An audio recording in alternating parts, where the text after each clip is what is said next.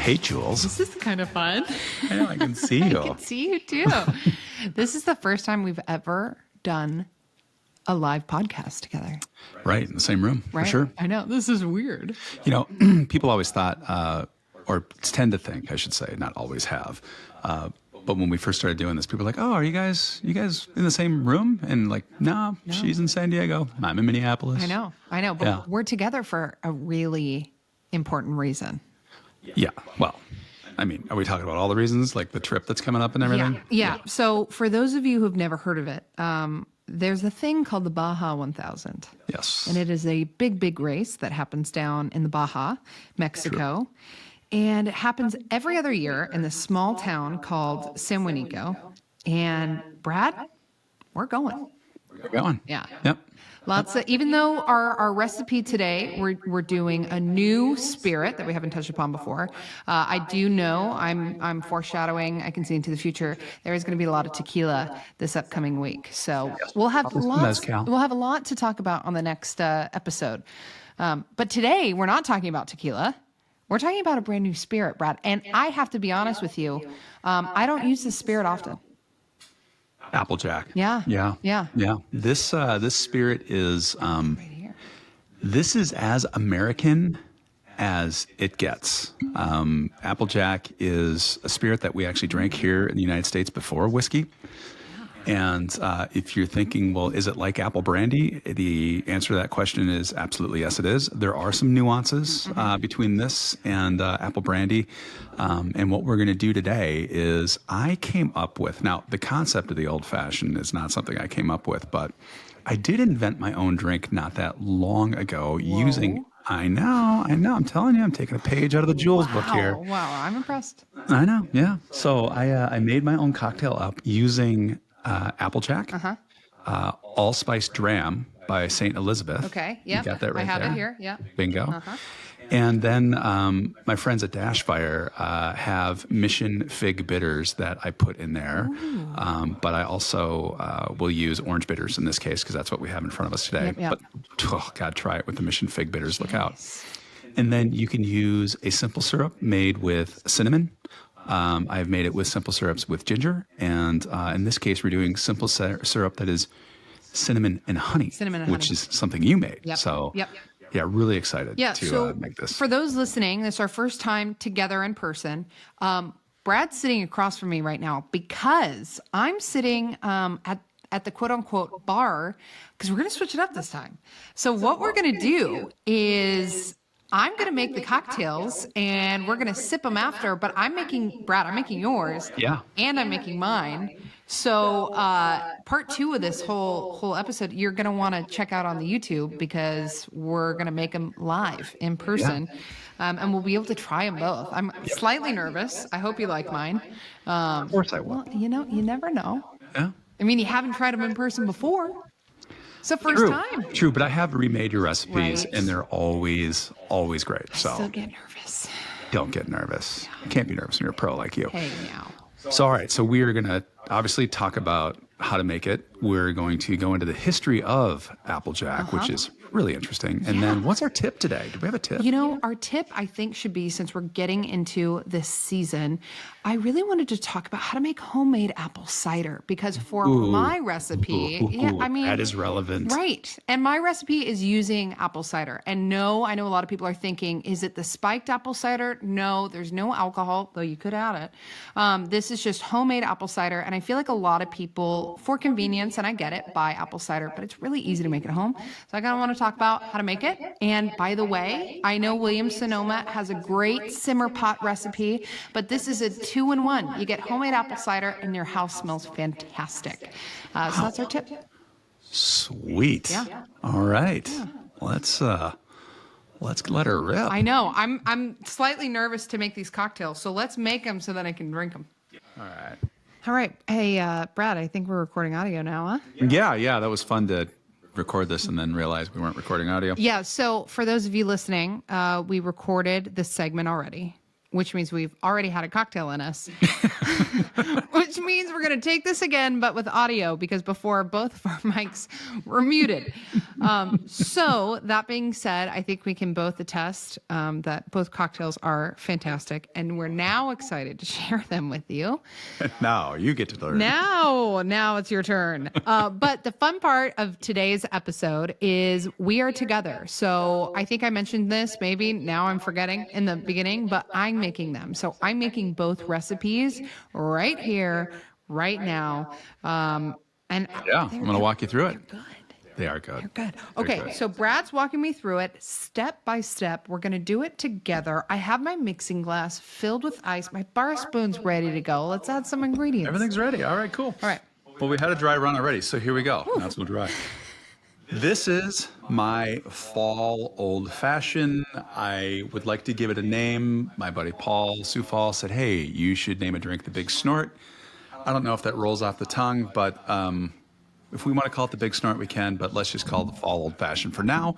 And we are using Applejack, obviously. So, Jules, I'm ready. you have in your hand Laird's Applejack. I do. Brandy, right? Like do. that's it's bottled in bond. Bottled and bond, So it's aged 5 years. 5-year aged, 100 proof. By the way, Laird's did not Sponsor us, sponsor this. sadly, but if you Nobody wanted to. has. Yeah, so everything we're telling you here is Yeah. literally straight from the heart. So Okay. not that we wouldn't be straight from the heart. So here we go. You're going to do 2 ounces, Yeah. Jules, of that Applejack. Which I believe is a full side of this sugar. Yeah, all the way up to the top there, all the way to the Ooh, top. don't Well, you're not quite at the top. Really? Yeah, All no, right, you well- got to go to the top. Boom. All right, 2 ounces. Okay. Lovely. Now, you're going to do a 1/4 ounce of St. Elizabeth's allspice yeah. dram. Love the flavor of this allspice. I mean, this just screams fall baking flavors. Yeah. I will say this is a bottle you can invest in, and hopefully I'm not wrong. Well, it goes a long way. Little goes a long way, but this is from last year. Oh, yeah. So you're not going to use it. I'm sorry, you're not going to use it. Maybe you are. Maybe there are select cocktails you're going to use it in the summer. But this really and truly is one you don't need a lot. So if you buy a bottle, it'll last you because you're going to want to use this in the holiday season. You really can use this in a lot of different things. Yeah. I mean, put this in whiskey sour. Totally. Come on. Yeah. No, this is a great little additive to a lot of different cocktails. How much am I right. doing? I know how 1/4 much. ounce. Yeah. Okay. And Brad, well, actually, I'll wait till we get to the syrup part. So 1/4 ounce. 1/4 ounce. All right. Now we're going to do a 1/4 ounce of simple syrup. Okay. And the reason I'm only doing a 1/4 ounce here is because we've already got some sweetness with the allspice dram. You don't think sweet, but it is. There's some sweet there. It is a liqueur. So we're going a 1/4 ounce of simple syrup. But in this case, we're doing simple syrups with cinnamon and honey because those flavors complement the spices so well, as well as the apple flavor in the Applejack. We've done the simple syrup. Let's move on to the bitters. Bitters. Okay. In this case, I'm using orange bitters, or Jules, you're using orange And bitters. it's 2 snorts. 2 dashes. 2 dashes of that. When I make it at home, I've made it with Dash Fire's Mission Fig and fennel bitters. Well, I mean, come on. That was so good. Come on. Yeah. That's going into what you were saying about the syrup that you're using. You add a different version of bitters, like the one you're just noting that I'm mad at you that we don't have. I'm Sorry. holding it in. Yeah. But that's another great place you can change flavor or enhance the flavor or really bring in flavors you like is with the bitters. Yep. Yeah. And so as we were just talking, like think about this drink like a bunch of different dials. You got 4 dials. You've got your spirit dial. You've got your kind of additive here, the St. Elizabeth's allspice, and then you've got your simple syrup, and then you've got your bitters. All those dials you can twist and turn. So if you want to change flavor profiles a little bit, totally go for it. That's why you an can do old that. fashioned's great. Yep. I love it. And I love anybody who's getting into making cocktails at home. As much as at the beginning of this podcast, I said, I did. I can't believe I said this. Old fashions are overrated. They're not. They're What you said at the beginning of like when we very like episode first 1. started. Yeah, Like episode 1. Yeah. I've really come to terms with with that. I've forgiven myself. But truly, if you're starting out making cocktails, an old fashioned is such a great one because you can really manipulate flavors from the spirit you're using, the sugars you're using, the bitter. It's just a perfect learning cocktail of the flavors you like. But Brad, while you were talking, I gave it a good stir. I grabbed my Stirred it in your mixing glass. rocks Thank glass you. Yeah, look at that with a beautiful cube. rocks glass with a nice big square cube in there. Actually, Got your Hawthorne strainer on top of your mixing glass. And now we're going to pour it over the cube ever so nicely. hey. Looks so good. Since And you this stirred is- that for about 20 I seconds. did. Yep. Yep. All right. And then we're going to garnish. Oh, look at that. All right. Awesome. So put that orange wheel on there and bingo, you've got a cocktail that looks good and you got a cocktail that tastes good. I'm getting Is that, nervous. you got like edibles in that little bag? I know. I'm sorry. I'm very particular about my garnishes. Garnish? Yeah. Don't you have a dehydrator? I do, but I recently shot my cocktail book, and we needed a bunch of these, so I have a bunch left over, and I'm like, might as well use them. Yeah. Which, by the way, if you're wondering, oh my God, I don't want to dehydrate myself. This is called the cocktail garnish. I'm pretty sure you could Google it, and they sell them online. So, Cool. yeah. All right, I'm gonna give it a little taster. I know Yeah. it tastes good. Yeah. We've already tasted, but. And still. Still, this actually might be my favorite. Yeah. Of delicious. all the ones I've made. I don't know Really? why. Maybe it's because I added in that little last splash. Yeah. And they taste better the more you. So that's called science. Brad, Science. do you want to try it? Yeah. All okay. right. Give me that. And Yeah, it's really good. I'm gonna need that back. right. So, Okay, No, it's okay. You sip it for now, but then I'm gonna. got one right Don't worry, it's okay. We're family. Did the Applejack old fashioned? I thought we'd keep it old fashioned by making a classic recipe. That isn't so classic because we're riffing on it, but we're making a martini. So we are going to do an Applejack martini. So to make this cocktail, we're shaking it, unlike Brad, where we were mixing it in a mixing glass. So we have our shaker here. We're going to add in about 1.5 ounces of our apple brandy. bottle's got no workout today, And I man. am going 1.5 ounces of apple brandy. Then we're going to add in about 1 ounce of homemade apple cider. We'll get to that later. So we have our apple brandy, we have our apple cider. Now we're going to add in about 1/2 ounce of our cinnamon honey syrup. Now I will say this is a little fancy. It has not only cinnamon and honey, but it also has a little rosemary, vanilla extract. It's really good. So my point in saying that is I like to have a cinnamon base syrup, but if you have a cinnamon base syrup that has other flavors, say you have a cinnamon rosemary, that works too. I just think a fall flavored syrup works really well here. So 1/2 ounce. Now I've made this cocktail before, and I like tart, which is why I went with 3/4 ounce lemon juice.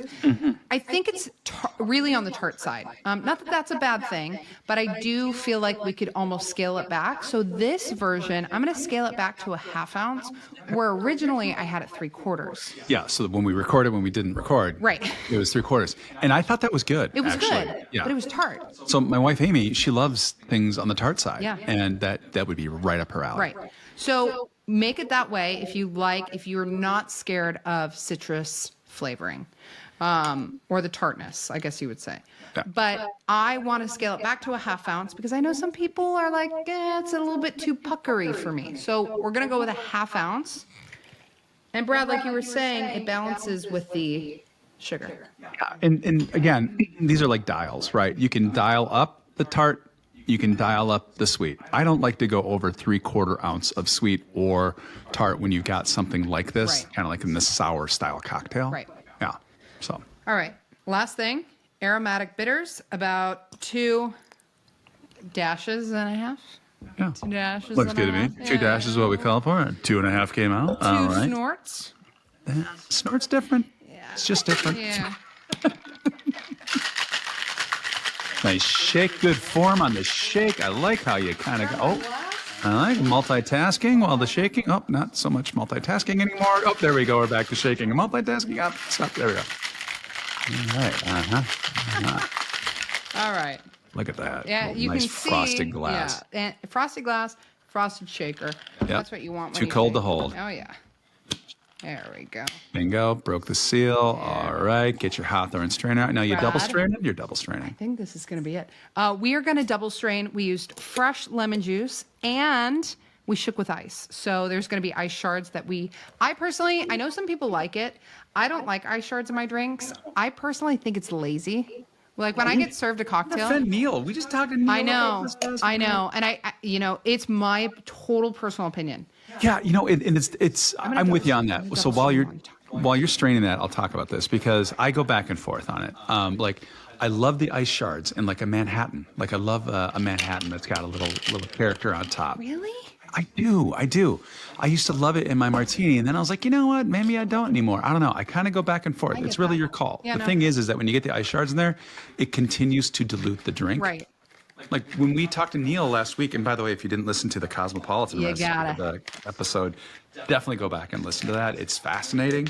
But Neil likes his little ice crystals. He likes the way that looks on top of And the I can get that for the dilution. Like that makes sense. Yeah.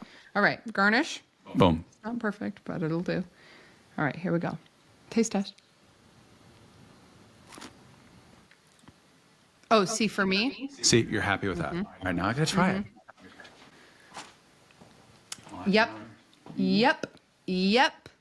That's it. Oh, That's it for me. yeah. That actually, that is. That's a. I'm not gonna say a different. It drink, is, but though. that is- It was is. too tart. It was not in a bad way. It wasn't too tart. It just was tart. Yeah. This is just a step down from that, but it's two very different drinks now. So that's interesting. So try this at home, right? Make it with 3/4 ounce lemon juice, and then make it with a 1/2 ounce lemon juice. But also the lemon juice sat for a little bit too, and it starts to mellow. Right. And, I also think, and this is something you want to That's play with. haunting. It's like staying with me. It like calls me back. Wow. Yeah. Good job. And I think the other thing to note is I'm using homemade apple cider. A lot of times you'll get apple cider from the store, which I get it, ease, convenience. There's a lot of sugar added to that. So just make note and if you make this, I'm not forcing anything on you, but understand the ingredients you're using, especially when it comes to apple cider, because if it does have added sugars, you might want to scale back on the syrup you're using. It'll change. So It's still like it's just with me. Like it's like a friend. It's like an old friend. yeah. Okay. Well, let's get into the history on this stuff. What do you think, huh? Let's do it. I'm ready. Cocktail ready. Cocktail ready. Here we go. All right. I have 2 cocktails in front of me. It's one of those days, isn't One it? of those days. It's a Friday. Friday when we're recording this. So Brad, you got to hit me with some history. I'll hit you with some history. All right. So let's talk about the history of Applejack Yes. because I find it actually to be really interesting. Is there So- a long history? Yeah, it goes back actually, depending upon how you look at it. Okay. But let me set some context first, okay? So we have talked before about how water wasn't exactly always safe to drink, right? Way back when. Yeah, and nor is the tap water here, Brad. Okay, well, I don't think San Diego water tastes that Gotta bad. have filtered water. I mean, look, water up in Minnesota, It's that's probably good stuff. good. Oh, Yeah, it's really yeah. good. The stuff we're on, Jordan Aqua. so you're starting the story. I can relate. Okay. You gotta have filtered water here. Jeez. gotta save water.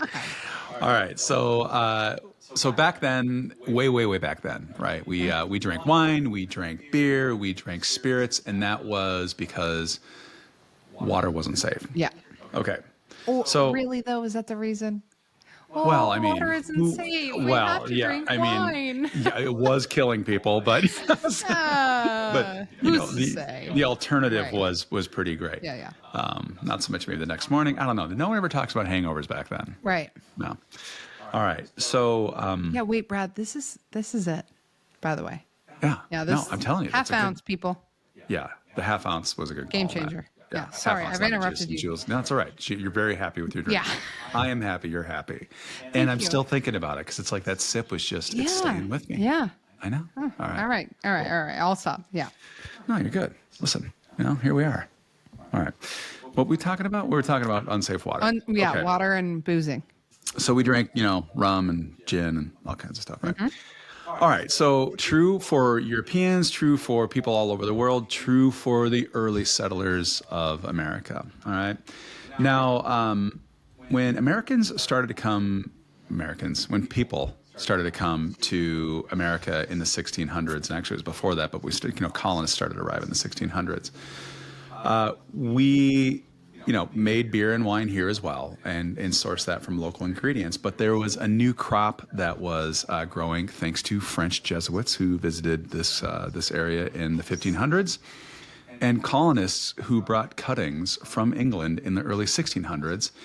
And that crop was apples. The first apple orchard was planted just outside of Boston in 1625.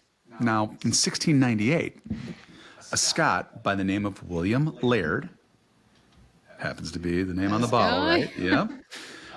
He is living here, right, in the New World, in what is today known as Colts Neck Township, which is in New Jersey. Yeah. And this was the first person in the United States to make something called Applejack. People might also recognize this as called Jersey Lightning. Applejack gets its name from the process by which it's made. So let me first start by saying, well, is Applejack the same thing as apple brandy? And the answer to that is yes. People will be like, oh, well, I think I've heard of, is there a blended Applejack? And the answer to that is also yes, although blended Applejack is different than apple brandy and Applejack. Blended is just a certain designation that the Laird family got when they started to make Applejack back in the 1960s and 70s, because we were moving away from darker spirits in the 1960s and 70s. Right. So Laird was like, well, we need to blend this with neutral grain spirit to make it lighter. For whatever reason, we didn't like single malts and really Weird. I know, really flavorful. We liked the kind of watered down stuff. We're not watered down, but Yeah. the muted stuff.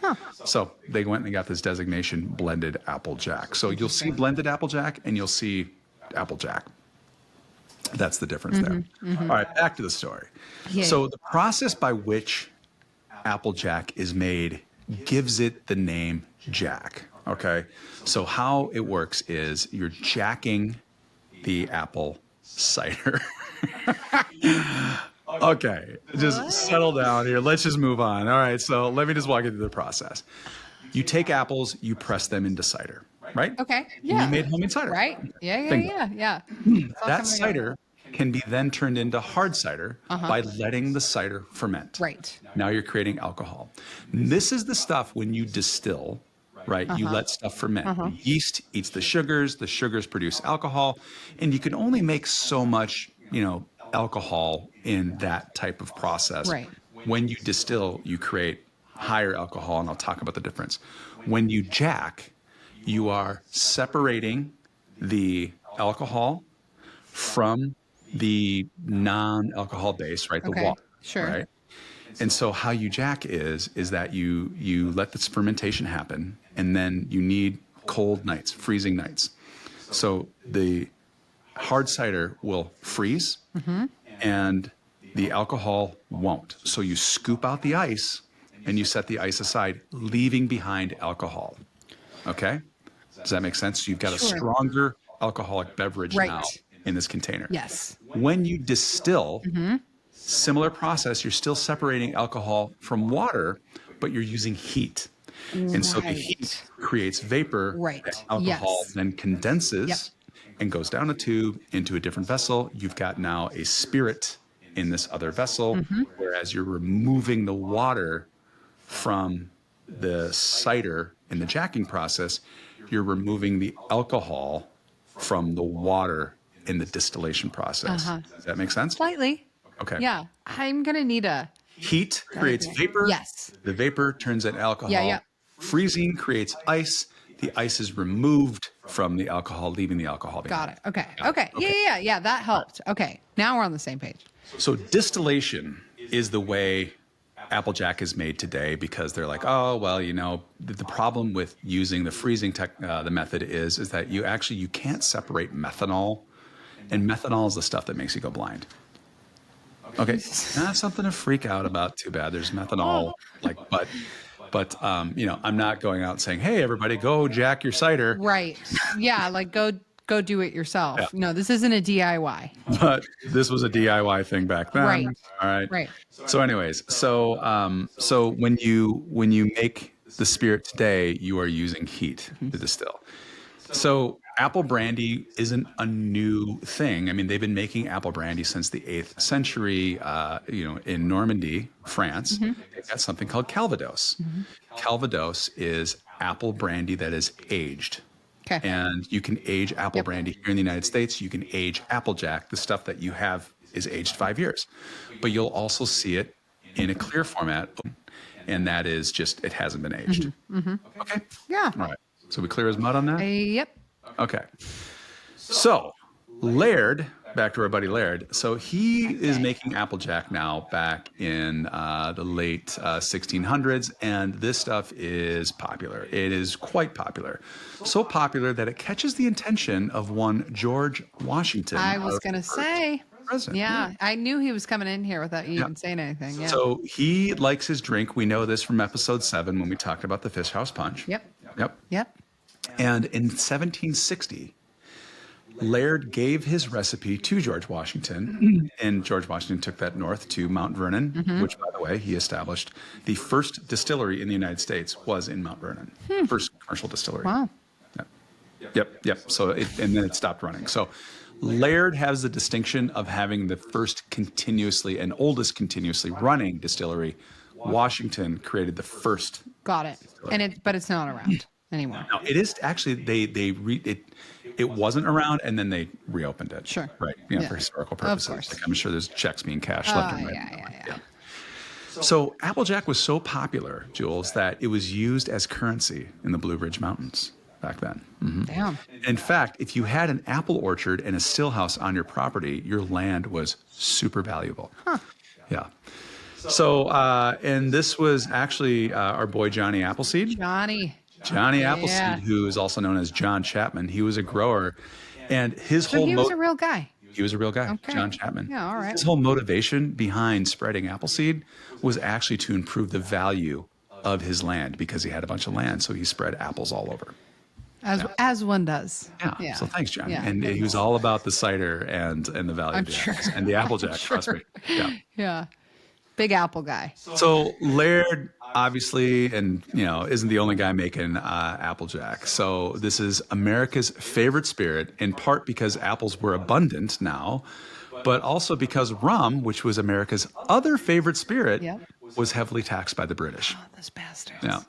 So Applejack became even more appealing. So now, speaking of the British, Applejack actually has a connection to the Liberty Bell. Do you know what the Liberty Bell is? I know what the Liberty I know. Bell I is. just, I don't know what they saw teach the kids in Nicolas school these Cage, days. steal the Declaration. Okay. Okay. Yeah, I get it. The Liberty Bell is in Pennsylvania, right? It's in not in Philadelphia. D.C. No, it's in Philadelphia. I know. Yep. Yeah. Yeah. Okay. Yeah, So- I've watched National Treasure. Okay. Oh, good. Yeah. Well, that's where you got this from. Oh yeah. Fantastic. Oh yeah. Yeah. No, my That's San Diego State, or history knowledge is sound. where'd you go? St. Mary's up in Stockton or Lodi? Yeah, I'm sure I totally paid attention then. Yeah, absolutely, especially in history class. Yeah. What fun. It's funny. I actually am more into history now than I ever was. Yeah. Yeah, I would say the same. Yeah. Because I don't think I had any. So now at least I have I some. always thought American history was like super boring, and I was like always into like Right. No, I've been to DC a couple of times in the last like 3 I tell you, years. you want to get patriotic, go to DC. You're like, Go to holy DC. smokes! Like you just feel History. it. This is meaningful. Yeah. Yeah. Yeah. All right. So anyway, so if you recall back from your history classes, maybe you Liberty don't- Bell. Liberty Bell sitting in Philadelphia. Well, in 1777, Okay. Philadelphia falls to the British during the Right. Revolutionary War. Yep. And this was during the Battle of Brandywine, which I think is actually interesting because here we are talking about Applejack. Brandy. Yeah. So colonists need to hide. Holy second. Holy Like second cocktail cocktail. They are trying to hide all the copper and brass, right? Because the Brits are taking it. And so they are especially concerned about the Liberty Bell. And they smuggle the Liberty Bell out of Philadelphia into Bethlehem, Pennsylvania. And then there's this guy, Frederick Leeser, who is going through Bethlehem, has just dropped off his supply of Applejack in his wagon, Yeah. and he smuggles the Liberty Bell from Bethlehem to Allentown, Wow. Pennsylvania for He had safekeeping. that many apples? Applejack, you mean? Oh, yeah. I thought you were talking about him transporting apples. Oh, he's It's transporting like, holy Applejack. shit, that's a lot of apples.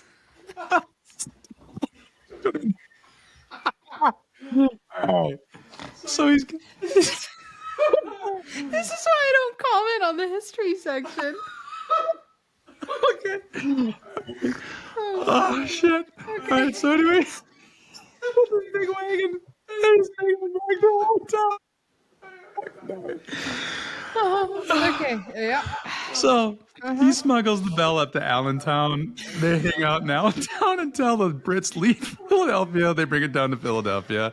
Liberty Bell's in the place it's at today. Everybody's happy. Okay, that's a connection between Applejack and Liberty Bell. That's awesome. That's awesome. That's a good story. All right. Yeah. Speaking of American history, Abraham Lincoln Wow, sold we're really bringing it back, huh? Abraham Lincoln. Well, now we're going forward because now we're talking about the 1830s. You really didn't pay attention in history class at all. Abraham Lincoln has a tavern, which I didn't know Abraham Lincoln I didn't owned a know he bar. was a drinker. Yeah, well, yeah, you wouldn't think. He seemed kind of like Straight and narrow, right? Straight and narrow, yeah. They were told a lie. Yeah, jeez. Wait. Huh? Huh? Okay. Anyways, so Abraham Lincoln is serving Applejack in his bar in the 1830s, and by the way, the name of that bar is the Berry and Lincoln, which was in New Salem, Illinois. All right, so let's just move forward. Here we go. Now we're in Prohibition, right? Okay, yeah. Prohibition. I hate this time. I know, Yeah, jerks. it's the worst. They nearly kill off Applejack. Like they literally almost eliminated it because Had a vendetta Prohibition, they're like, against them or Applejack was something? so easy to make, right? Sure. And they're like, hey, we need to raise the apple orchards because people are making Applejack. So we lost a ton of apple variety Jerks. during Prohibition. Jeez. But our buddies at Laird, because of their political They connections, persevered.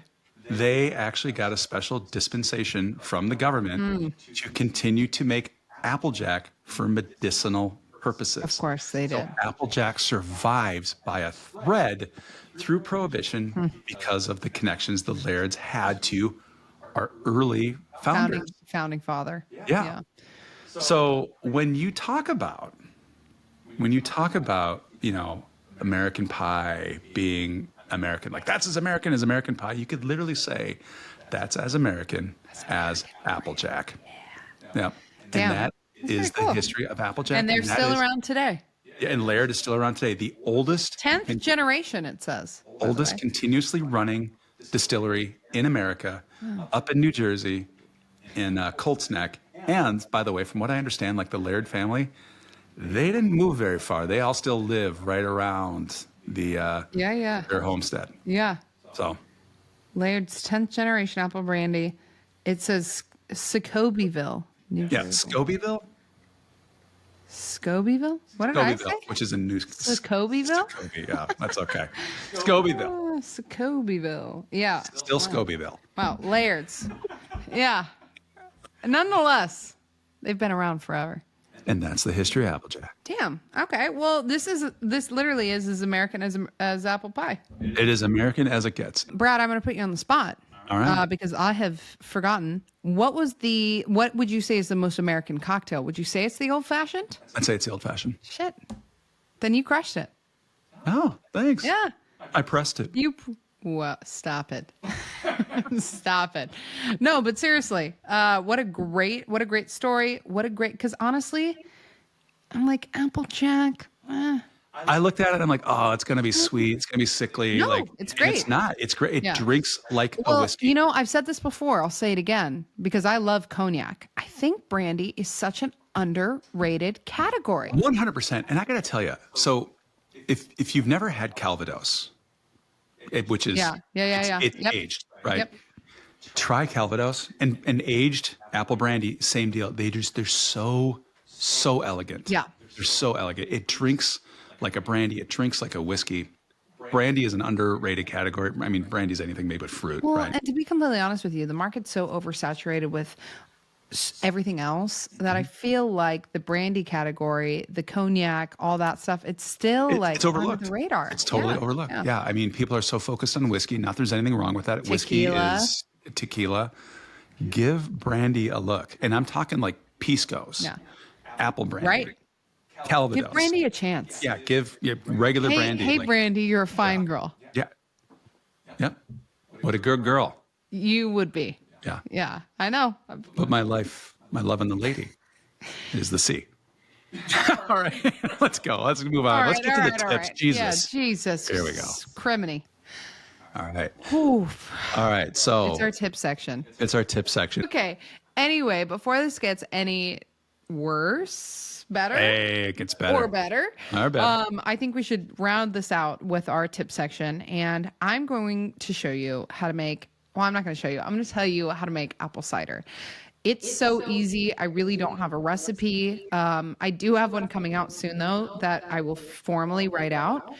But don't be intimidated by homemade apple cider. It is one of those things, kind of like a chili or pot roast, where I'm listening. you set it and forget it, right? Like you Oh. put everything in the pot, put it on the stove, and you let it lie, right? So that's exactly what apple cider is. So when I made this, what I did is I took about 8 to 10 apples.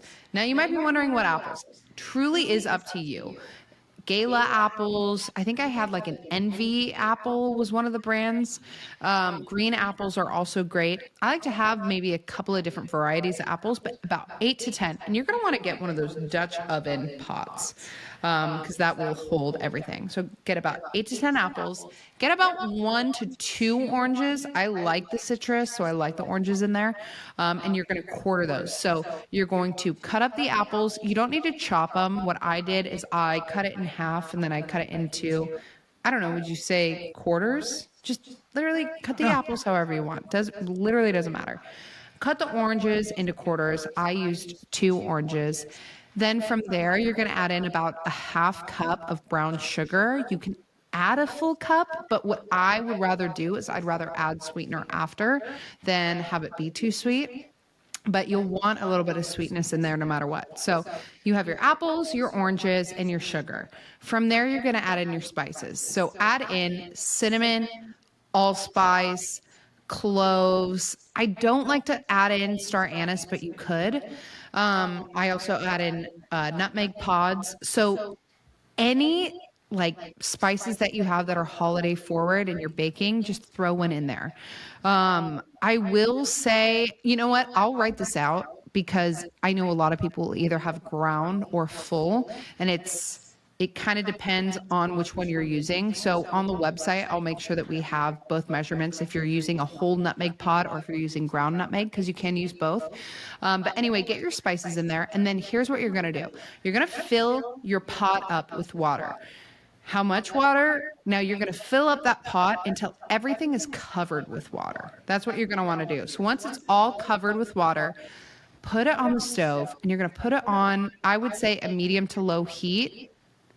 4 hours, 5 hours. Just Okay. let that slow cook. Then after about 4 hours, you're going to open up the pot. I like to put a lid on it just to make sure it's all really cooking and Put the a lid apples on get it. soft. But you could have it open. The smell is better if it's open. But once you're at that 4 hour mark, you're going to check it and you're going to see that the apples are soft. From there, get a potato masher. I've used the back of a wooden spoon. I've even used a whisk. And you're going to press down all those apples. You're literally like mashing the apples now. Okay. Once the apples are mashed, you're going to continue to let that simmer for about an hour or two. You could let it go for 2 hours. Then from there, all you have to do is just strain it out. You can do a cheesecloth and a colander. Strain it out. Obviously let it cool, right? At that point. Well, I don't know. I'd like to maybe chicken. There. But if you want to store it in the fridge, after that 2 hour mark, once you've mashed it, let it cool, strain it out, and then I funnel it into like old glass milk jugs. and then I label it, I put it in the fridge, and you'll have that for a while. Now, if you do want to add some sweetener, you can. You can add in maybe a little honey syrup, or maybe you add it per drink. That's what I would recommend. But from there, I mean, do with that what you will. Stuff. Yeah. All right. Well, the dogs are now starting to kind of come in and check us out. I Yeah. think it's a good I time. think it's a good time to Yeah. cheers and goodbye. Let's roll. Cheers. Hey, Hey, this was fun being this was together. fun. Yeah. I know. All right, Jules. Hopefully we'll do it again soon. Love you. Love ya.